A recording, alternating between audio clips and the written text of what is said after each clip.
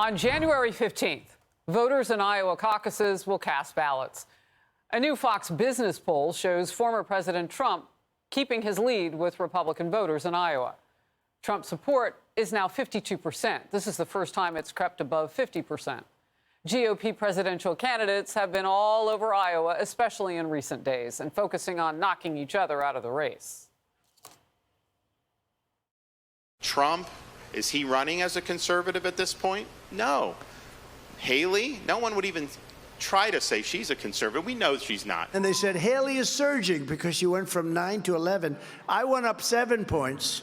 She went up 2 points. And Nikki Haley's foreign policy that's closer to Joe Biden's than it is to mine. When all your opponents start attacking you, doesn't that mean we're doing something right? A new national poll shows Donald Trump is in a similar position overall as he is in Iowa, far ahead of the pack. Former UN Ambassador Nikki Haley has moved into second place nationally, tied with Ron DeSantis. But in Iowa, it is Ron DeSantis right after Donald Trump. Florida Governor Ron DeSantis, Republican presidential candidate, in focus now. Good to see you. So first of all, I know you've gone to all 99 counties. Let's just talk about Iowa right now, your strategy there, and what happens for you in the next 25 days, January 15th.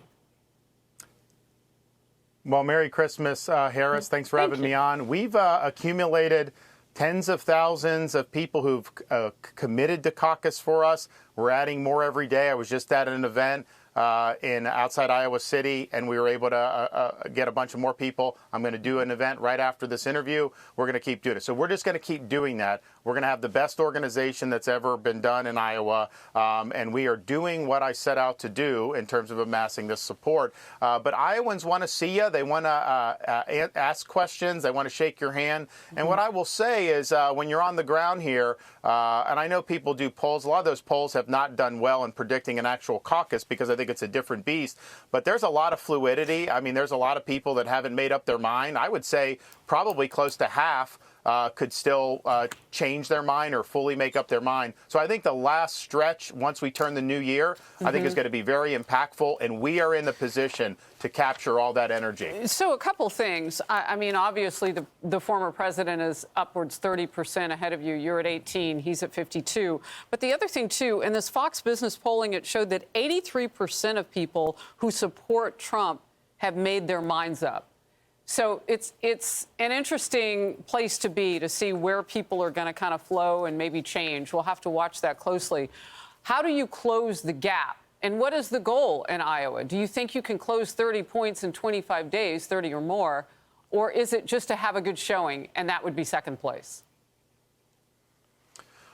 Well, again, I don't think that, the 30 points, I mean, the polls have not done a good job of assessing the caucus results. I think it's just difficult to poll. And so I think we are going to get the plurality of the vote. We're working hard to do that. We're going to be going every single day between now and caucus night, continuing to add voters. And that's really what it's all about. Okay. And there's a lot of people that are up for grabs. There's no question about that. Real quickly, some criticism lately about your campaign.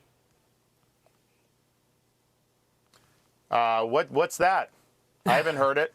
We've been doing really well. I think you're talking about Jeff Rowe PACs. quit. Well, yeah, but right, but those are PACs that I don't control or have any involvement in terms of any of the decisions that are being made, and that's just the way it's set up. So I don't know what happened and all that. I know the media likes that. I can tell you there's not been a single Iowan that's asked me about any super PACs. What the Iowans are talking about is, can we finally get the border secured? Can we finally get Bidenomics reversed? Can we finally bring this administrative state and this bureaucracy to heel? I'm the guy that has a proven record of winning and delivering results, and that's what I'll do as president. That's what they want to see. So no concerns? Well, look, I focus on what I can control. And what I can control, we're getting the job done, we're doing well, and we're going to continue to do well.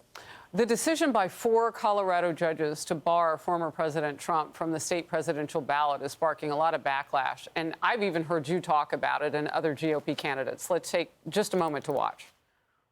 What they're doing to Trump right now, I mean, look at what's happening in Colorado. This is ridiculous. I said I would actually remove myself from the Colorado ballot and any other state where they're removing Trump forcibly. I don't think Donald Trump needs to be president. I think I need to be president. I think that's good for the country. But I will beat him fair and square. I do not believe Donald Trump should be prevented from being president of the United States by any court. I think he should be prevented from being president of the United States by the voters of this country. There was no trial on any of this. They basically just said, what, you can't be on the ballot? I mean, how does that work? What's the limiting principle for that? Your take on it, where we are right now. Well, what's keeping a Republican state from saying Biden shouldn't be on the ballot?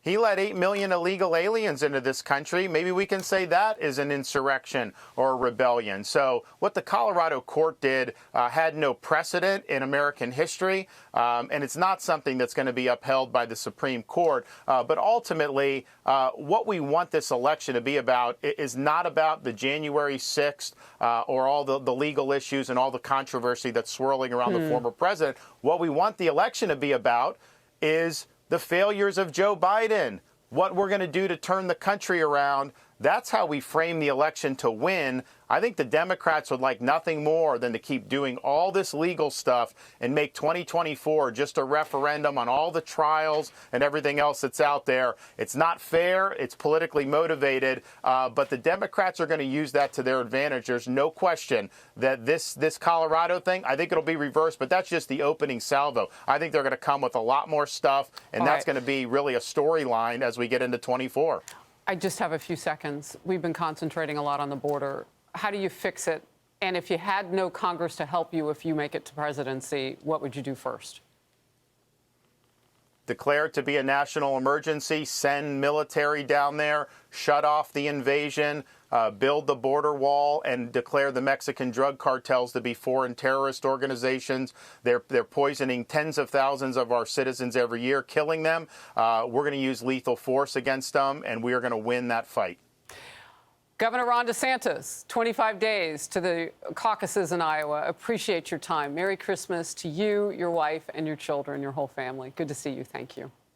Hey everyone, I'm Emily Campagno. Catch me and my co-hosts Harris Faulkner and Kaylee McEnany on Outnumbered every weekday at 12 p.m. Eastern, or set your DVR.